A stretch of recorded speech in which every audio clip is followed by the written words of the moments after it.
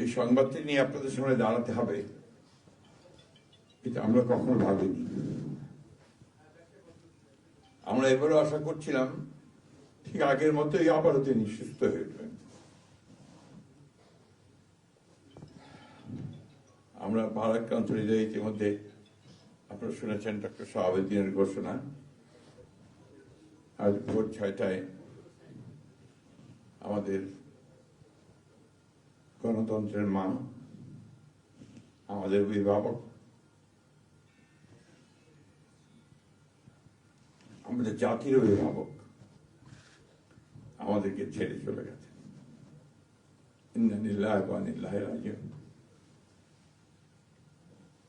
এই শোক, এই ক্ষতি,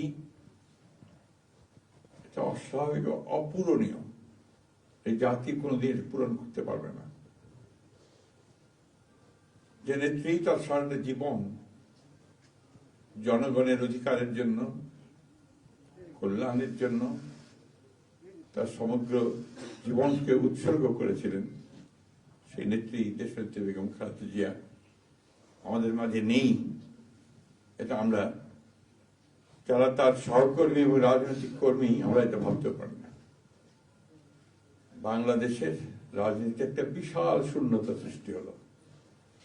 তাই নয়, গণতান্ত্রিক পৃথিবীর গণতান্ত্রিক আন্দোলনে একটা বিশাল শূন্যতা সৃষ্টি হলো।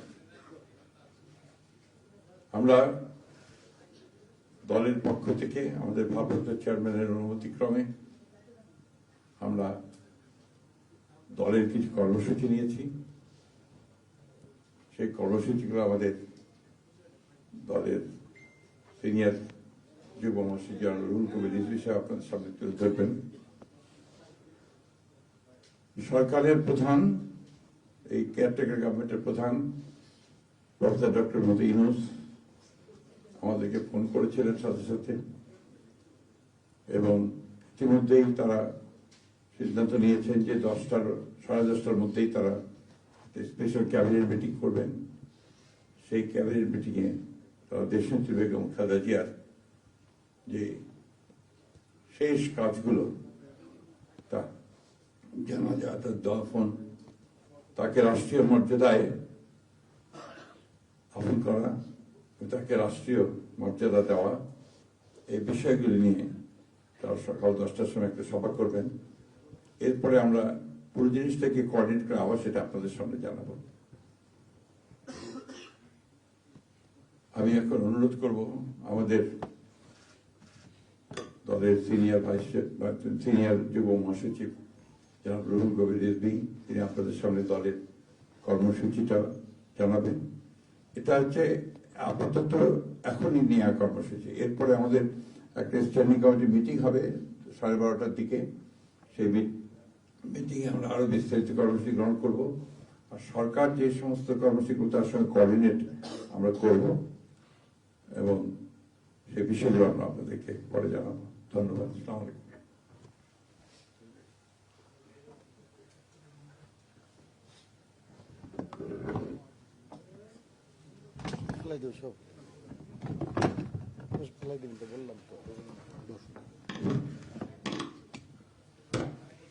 সম্মানিত মহাসচিব, দেশনেত্রী বেগম খালেদা জিয়ার চিকিৎসকবৃন্দ,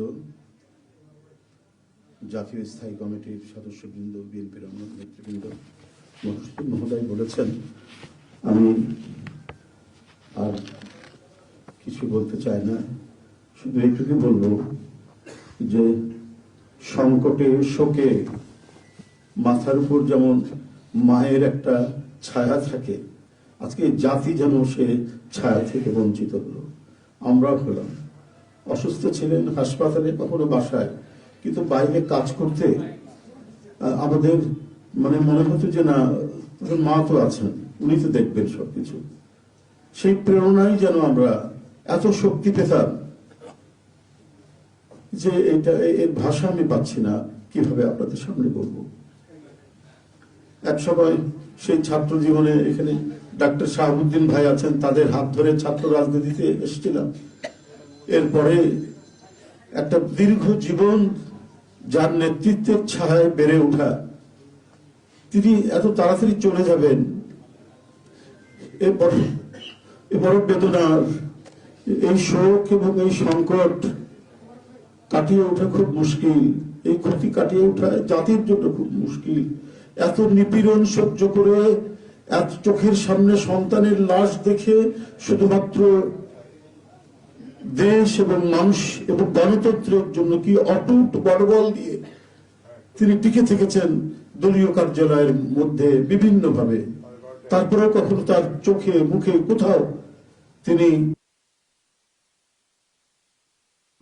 এটা আমরা পাইনি।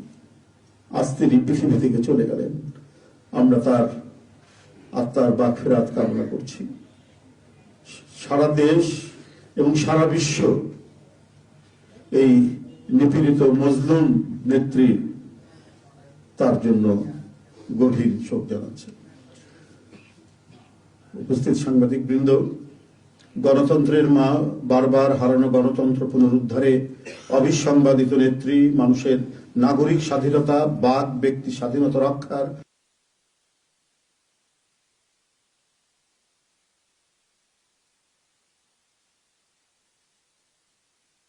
ইন্তেকাল করেছেন। চিকিৎসক বৃন্দ যেটা ঘোষণা করেছেন 6টায়, ইন্না লিল্লাহি ওয়া ইন্না ইলাইহি রাজিউন। বাংলাদেশ জাতীয়তাবাদী দল বিএনপি এই হৃদয় বিদারক এবং মর্মস্পর্শী মৃত্যুতে গভীর শোক ও দুঃখ প্রকাশ করছে। দেশের জনগণের, দলের সর্বস্তরের নেতাকর্মী, বিভিন্ন রাজনৈতিক দল, পেশাজীবী সংগঠন সকলকে দেশনেত্রীর জন্য আল্লাহ রাব্বুল আলামিনের কাছে তার রুহের মাগফিরাত করছি।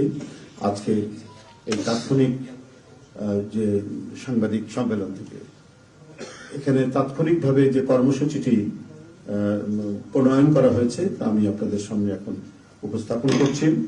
কর্মসূচি: দেশনেত্রী বেগম খালেদা জিয়া আমাদের মাঝে নাই, পৃথিবী থেকে তিনি চলে গেছেন। তার মৃত্যুতে 7 দিন ব্যাপী বাংলাদেশ জাতীয়তাবাদী দল বিএনপি শোক পালন করবে।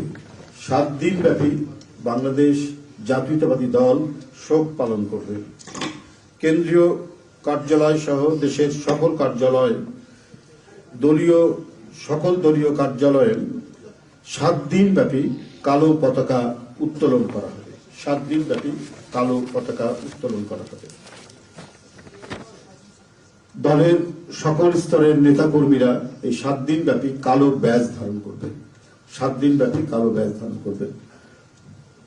প্রতিটি দলীয় কার্যালয় দেশনেত্রীর জন্য 7 দিন ব্যাপী কোরআন খতম ও দোয়া অনুষ্ঠিত হবে। কোরআন খতম ও দোয়া মাহফিল অনুষ্ঠিত হবে। কেন্দ্রীয়ভাবে গুলশান কার্যালয় ও নয়াপল্টনস্থ কেন্দ্রীয় কার্যালয়, কেন্দ্রীয়ভাবে গুলশানস্থ চেয়ারপারসনের কার্যালয় ও নয়াপল্টনস্থ কেন্দ্রীয় কার্যালয়ে এবং জেলা পর্যায়ের দলীয় কার্যালয়ে শোক বহি খোলা হবে। যারা গণ্যমান্য ব্যক্তি আছেন সেই শহরের এবং আরো যারা মনে করেন বিভিন্ন রাজনৈতিক দলের নেতৃবৃন্দ সেই শোক বহিতে তারা মন্তব্য করবেন এবং স্বাক্ষর করবেন। মরহুমা দেশনেত্রী বেগম খালেদা জিয়ার নামাজে জানাজা ও দাফন পরবর্তীতে জানানো হবে।